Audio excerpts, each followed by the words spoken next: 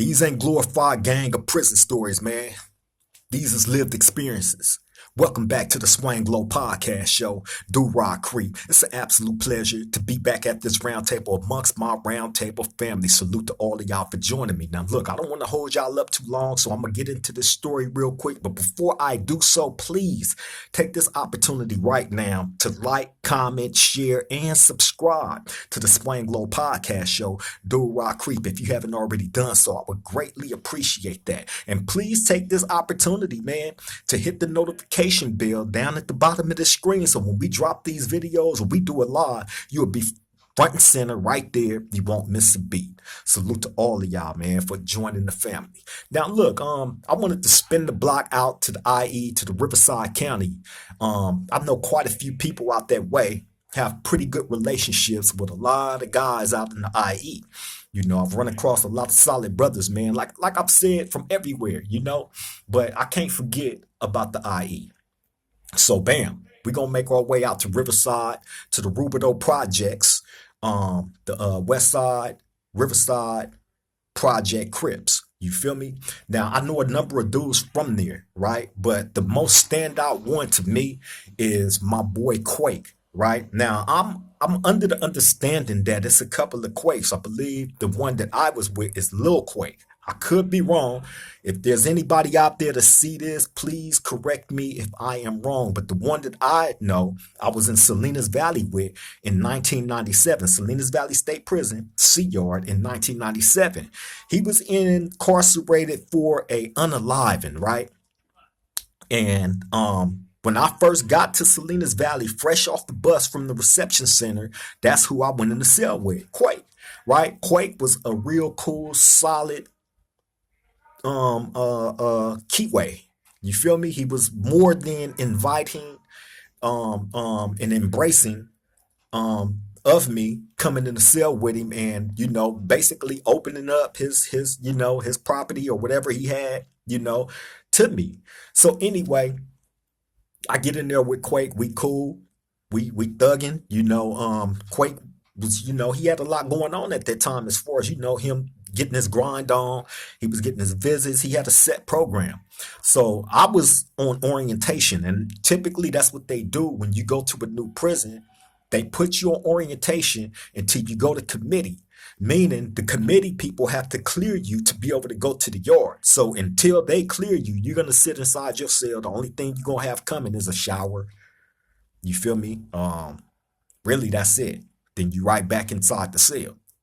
So anyway, Quake was out the cell a lot. You know, he was getting his visits, going out to the yard, taking care of his business, you know. But I remember Quake having like a gang of tapes at this time. Remember, this is 1997, the beginning of 1997. We still had tapes. I don't even believe CDs was out then at that time, right? But he had all these tapes, and he had like all the Tupac stuff. Now, mind you, before I got there, I was in the reception center in the cell with my homeboy Lowlife from Do-Rock, right? And when he got there, Lowlife was putting me up on all the latest music that had came out since I had been incarcerated, because at that time I was locked up probably for a year and a half, close to 2 years. He had just came in. He was only locked up for a few months.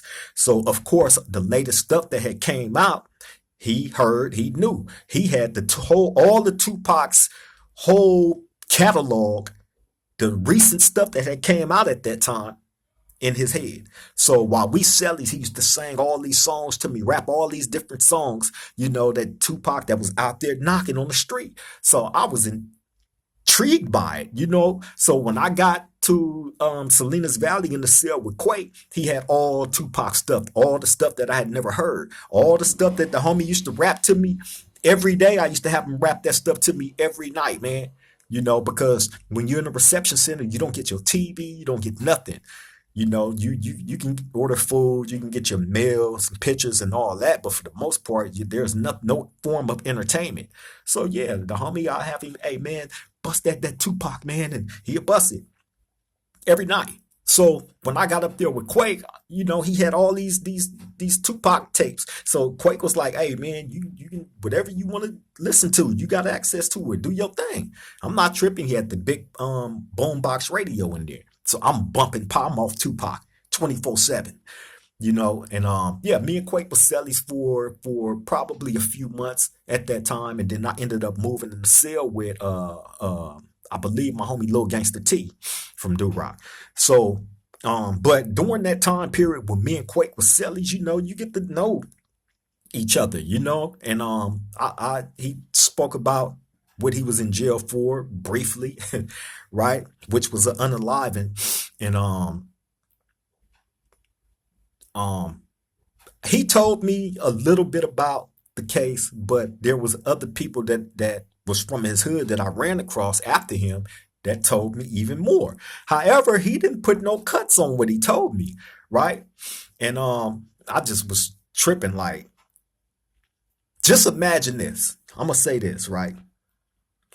If you unalive somebody, you would think like if you done something that drastic and that profound, you gonna do it and want to be done with it, right? No, you don't want no more attachments to that. What's done is done, right?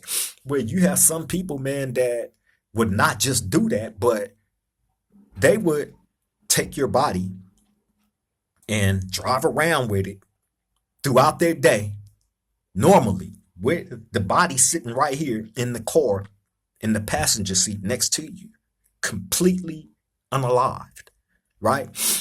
Now, there's been stories said, I don't know how true it is. Like I said, I ran into a number of his homies, you know, and I'm not going to confirm if he told me this out his own mouth or not. But legend has it that bro was riding around with this unalive person, talking to him, right? Going off, spazzing out, tripping, right? But he's already gone, right?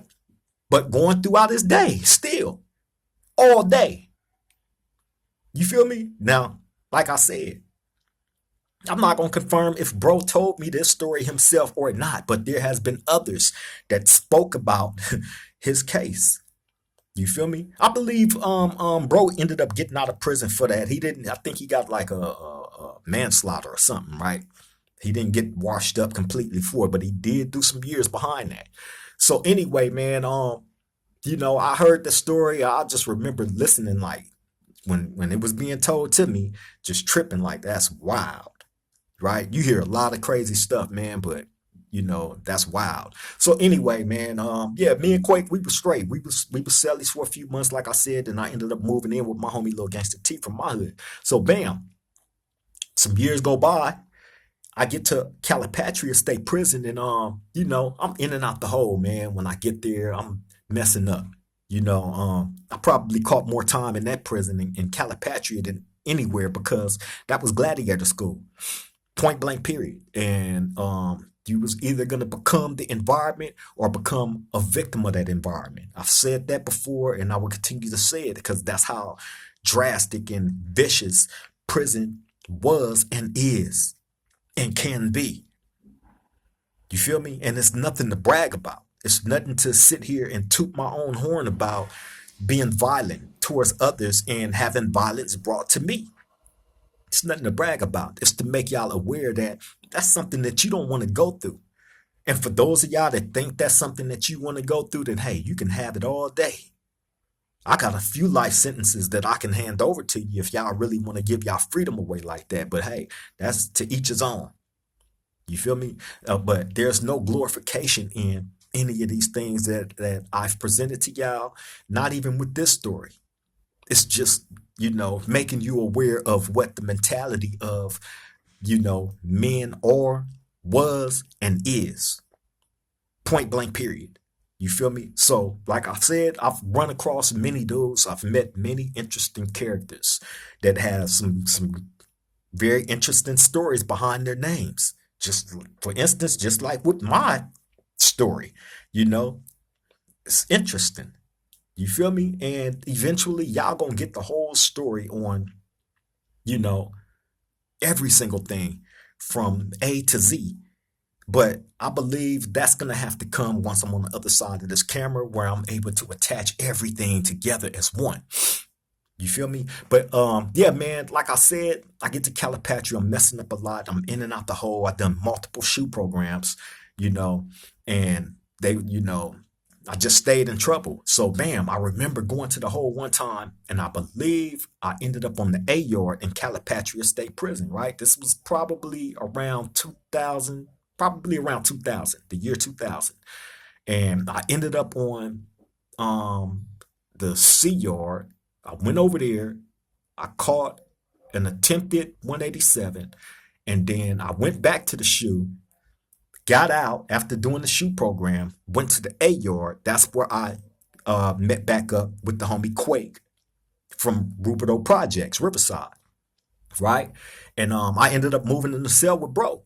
And me and bro was cellies for some months. We was very familiar with each other. Like I said, bro was a real one.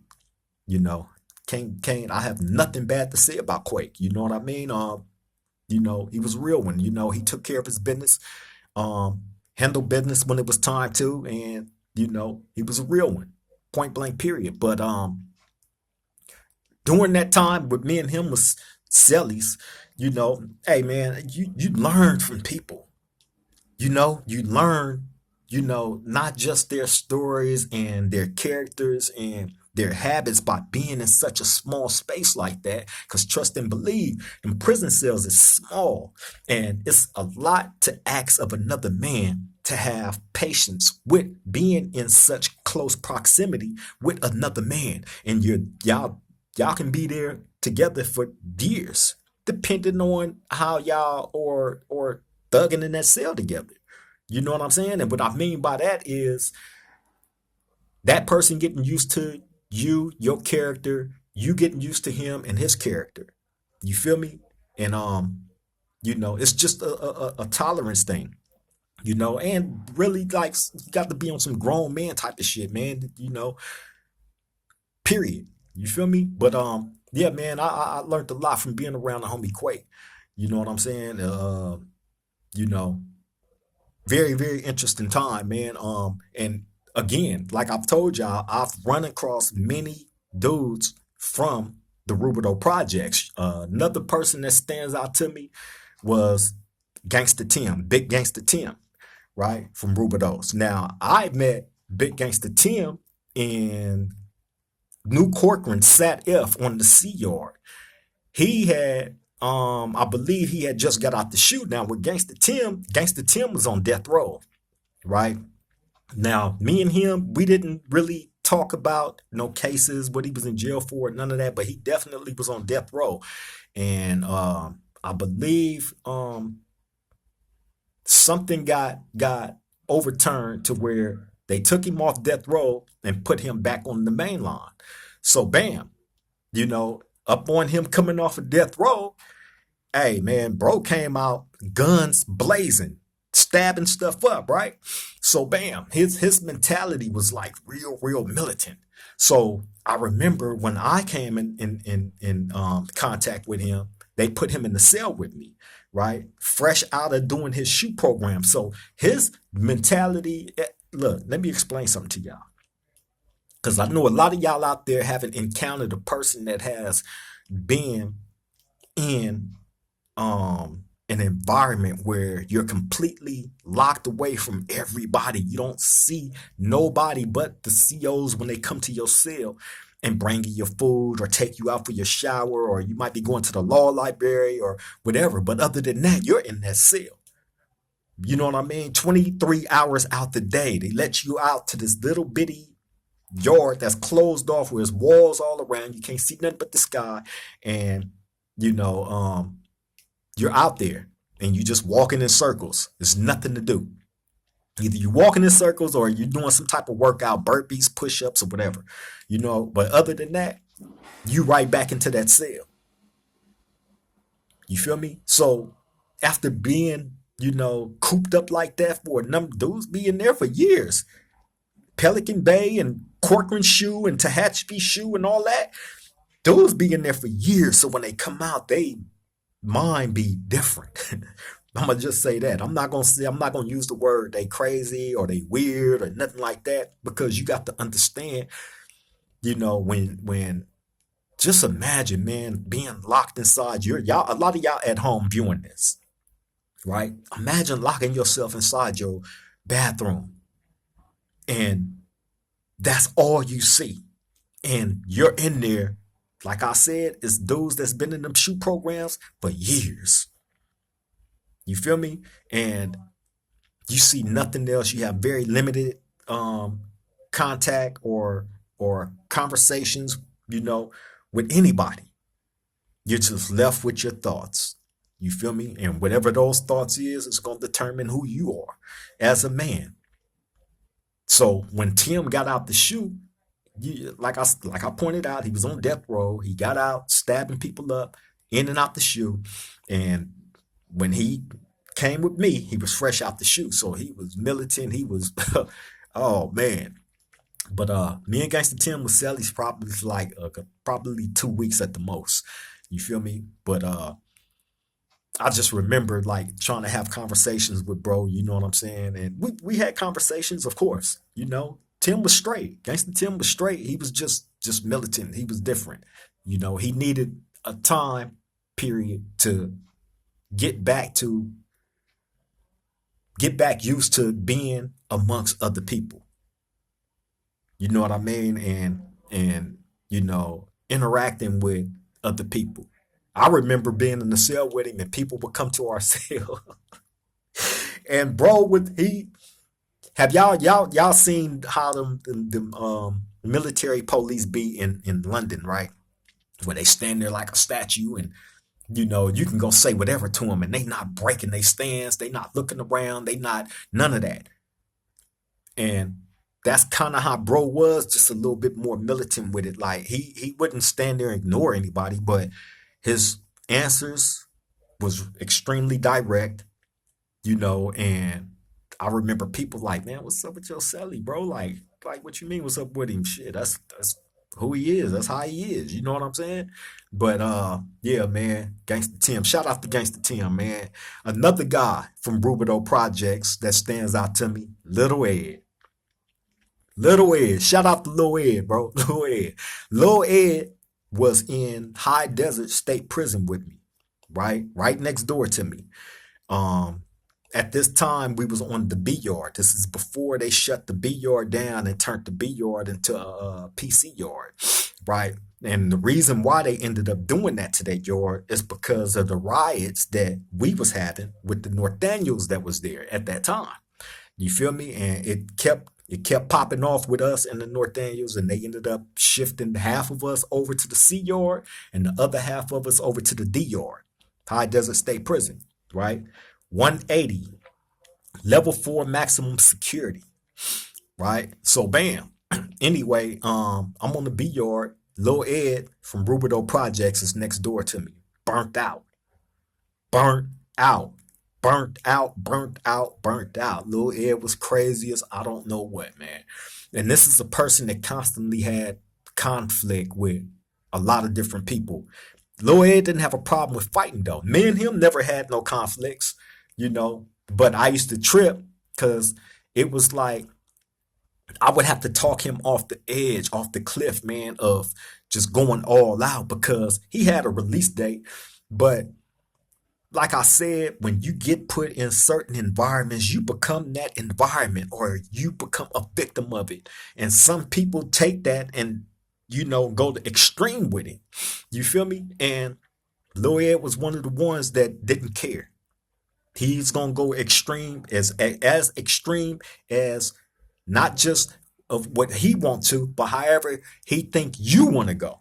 He didn't have a problem with getting active. That's what I can't say. Hey man, I remember one day him and the homie Evil from Anzac Great, right? Compton Crip, Anzac Great, Compton Crip, right? Now I got Lil Ed on this side of me, and then Evil from Anzac Great, he's over on this side, right? He's not directly next door to me, but his cell was I can look out my door and look right into his cell, and he can look out his and look right into mine.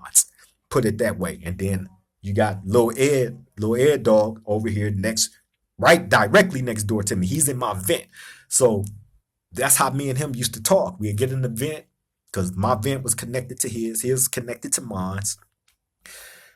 Oh man, that vent got us in trouble, man. Really, Lil Ed. Because you had some Southsiders upstairs from us, and they're connected to our vent. So they used to hear a lot of the conversations me and Lil Ed would have, man. And, of course, the conversations would be, all over the place, but a lot of stuff was race based, on certain things that we would see that we thought was going on, and we would speak on it amongst ourselves. We wouldn't be talking to these dudes and wouldn't be having a conversation intentionally trying to disrespect nobody, especially them. So anyway, like I was saying, Lil Ed and the homie Evil from Anzac Great get into it. I can't remember over what, but I remember, and Lil Evil wasn't no punk neither. You feel me? So I remember them having they back and forth, and me talking to Lil Ed, like, bro, like, come on, man, you older than him. You feel me? So there's no way you should have more a little bit more patience and being a reactionary to certain stuff. This is a younger homie. You feel me? And I believe like they confrontation started over them playing with each other, and the plan just went a little too far, or Lil Ed took something wrong that Evil has said. I don't know, man. I can't really remember, but I do remember talking to him, and I do remember talking to the homie Evil from Anzac, and then pretty much leaving it where it lay. And when the doors opened up, they went, they greeted each other, said whatever, and left it alone, thankfully. You feel me? Because like I said, these is two Keyways. These is two Crips. I'm not trying to really see them get into it with each other. They not enemies like that. You know what I'm saying? So, yeah. But like I said, man, Lil Ed was burnt out. But Lil Ed had a brother, a younger brother that played for the USC Trojans. Being that I'm a major USC Trojan fan, that's another thing where me and Lil Ed bonded over, because his brother actually played, and we used to sit in the cell and watch his brother play, in the games. You feel me? That was crazy. He had pictures of his brother in his USC football uniform and all. They looked just alike. Only Ed had them big ass glasses, them big bifocals. You feel me? But yeah, man, Lil Ed was burnt out, man. But definitely a rider. Can't take nothing away from him. You feel me? Another guy from the Rubido projects that I ran into, Dre Dog. Shout out to the homie Dre Dog, man. Dre Dog reached out to me like a few months back, right? Now, I'm going to keep it all the way real, right? In all honesty, I have a very, very vague memory of me and him being together, right? But he did bring it to my attention, like, man, me and you were cellies for a very, very short time. And then he was asking me, he was like, where did me and you go wrong, right? And he's asking me this, and in all honesty, I could not remember having any disputes with bro. I really didn't remember me and him being in the cell together, right? So I'm asking him, I'm like, what, me and you had a dispute? He was like, well, it wasn't really like that, but he was confused by whatever took place between him and I, whatever disagreement or whatever. I think, in all honesty, it was probably over a cell move, because at that time when I ran into Dre Dog, I believe I had just got to that prison. I wasn't there really that long. You feel me? And when me and him became cellies, really it was by chance, because it was an open spot. All my homies was over in that building, and I was just trying to get into that building. And I had went in the cell with, when I had moved over to that building, I had went into the cell with Lil Petey Wack from Rolling 60s, right? Yep, Lil Petey Wack from Rolling 60s, man. And me and him was cellies probably for a couple of weeks, but I had to move out of there because while me and him cellies, the Goon Squad run up on us, right? Dogs and all that, right? Now, mind you, I'm fresh there.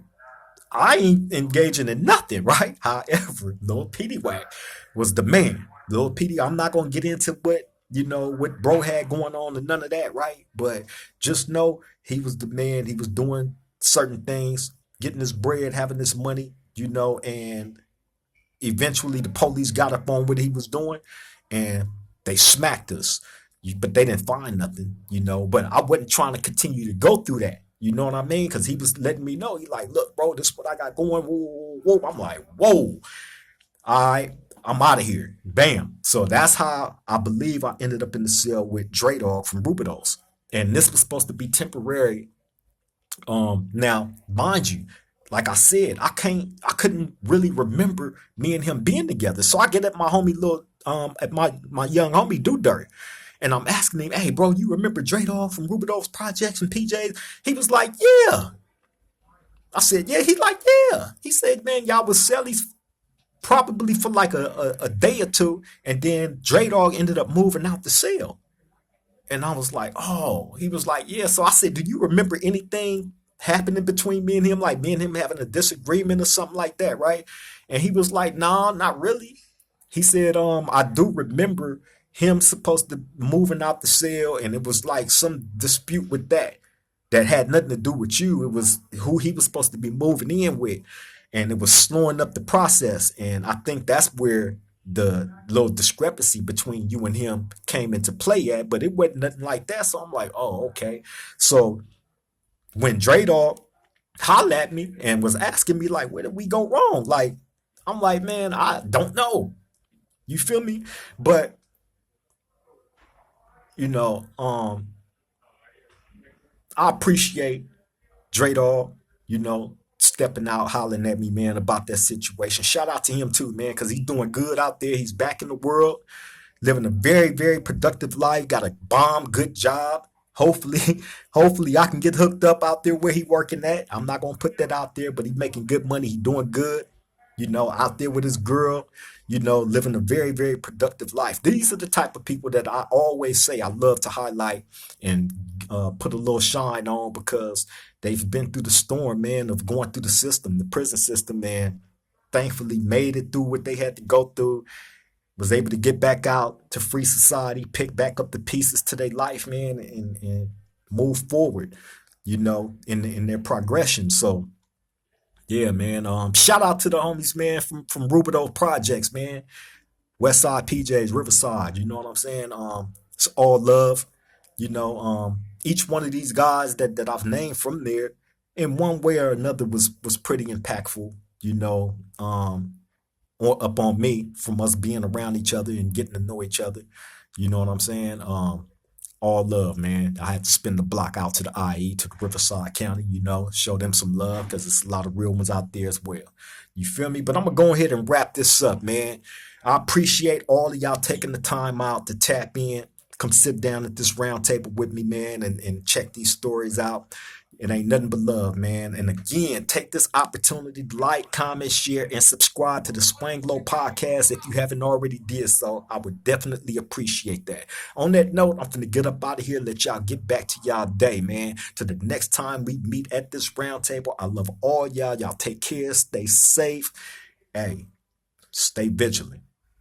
Stay vigilant, man. You got to in this day and age. On that note, I'm up out of here. I love y'all, man. To the next time we meet at this round table, Triple Gang.